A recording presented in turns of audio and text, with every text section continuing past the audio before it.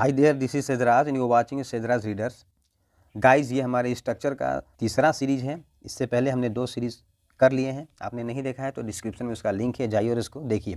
Guys, जो आज का हमारा स्ट्रक्चर है उसमें हम लोग ये देखने वाले हैं कि जब हम किसी काम को मजबूरन करना पड़ता है हमको, ठीक है, यानी हम लोग बोलते हैं ना, कभी भी बोलते हैं तो ये कहते हैं कि कोई काम करना पड़ता है, मुझे जाना पड़ता है, उसे आना पड़ता है, हम लोगों को खेलना पड़ता है। तो इस तरह के जितने भी सेंटेंसेस हम लोग बनाते हैं तो उसको हम लोग किस स्ट्रक्चर पर बनाते हैं, आइए हम लोग देखने की कोशिश करते हैं। तो ये रहा हमारा पैटर्न।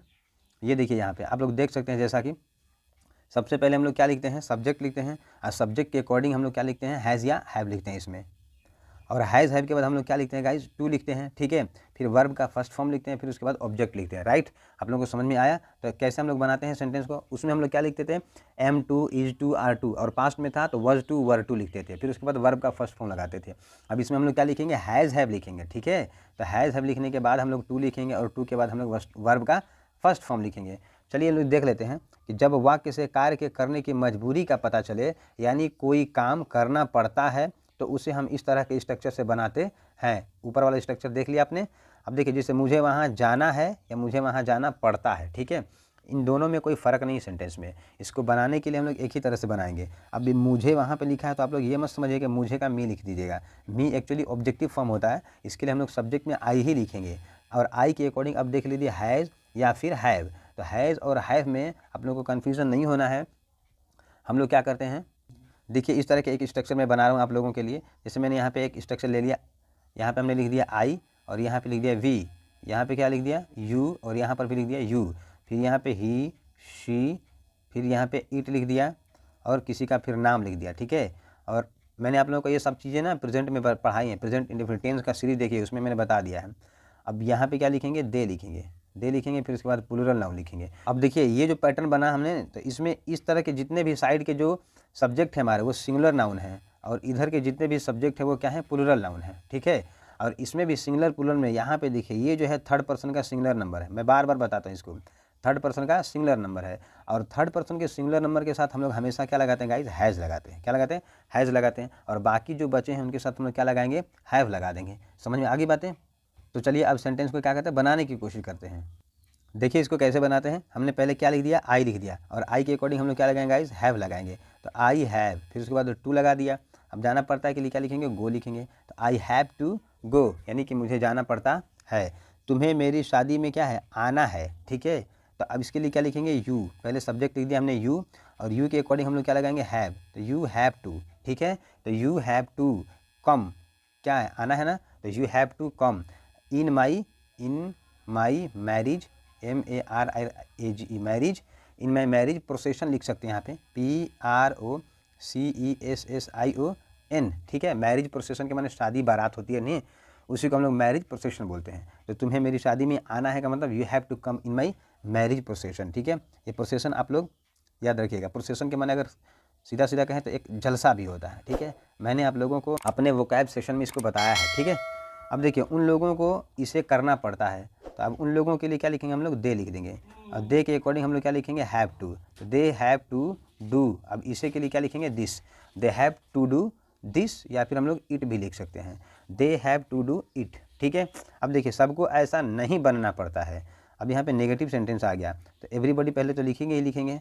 तो एवरीबडी, ठीक है, एवरीबडी, इसके साथ हम लोग हैज़ लगाएंगे, थर्ड पर्सन के सिंगुलर नंबर में ही आएगा। तो एवरीबडी हैज़। अब नेगेटिव सेंटेंस जब भी शुरू होता है तो हम लोग हैज़ के तुरंत बाद क्या लगाते हैं, नॉट लगा देते हैं।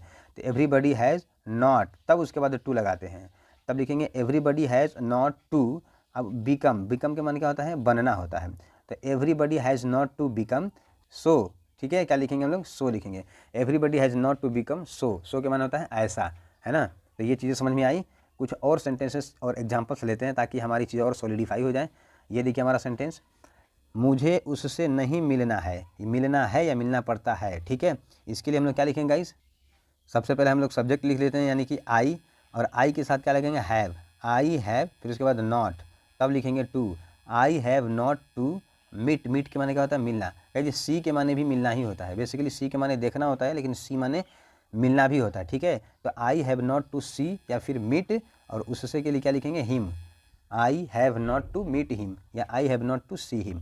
अब देखिए हमें जल्दी उठना पड़ता है, तो वी के बाद क्या लगेंगे, we have to, we have to wake up, we have to wake up early, EARLY, तो we have to wake up early. ठीक है, क्या तुम्हें खाना बनाना पड़ता है। अब देखिए इंटरोगेटिव सेंटेंस आ गया, तो क्या तुम्हें खाना बनाना पड़ता है, तो तुम्हें के अकॉर्डिंग हम लोग हैज़ या हैव पहले लिख देंगे, तो हम लोग क्या लिखेंगे, पहले हैव लिखेंगे, हैव, उसके बाद लिखेंगे यू, फिर उसके बाद लिखेंगे टू, तो हैव यू टू, फिर उसके बाद खाना बनाना। बेसिकली अगर हम चाहें तो COOK, कुक माने होता ही है खाना बनाना। ठीक है, या फिर मेक फूड भी लिख सकते हैं। ठीक है, तो हैव यू टू कुक, या फिर इसको दूसरे तरह से लिखेंगे तो लिखेंगे हम लोग have you to make food. ठीक है, have you to make food, और लास्ट में क्या लगाएंगे गाइस, क्वेश्चन मार्क, यहाँ पर भी क्वेश्चन मार्क।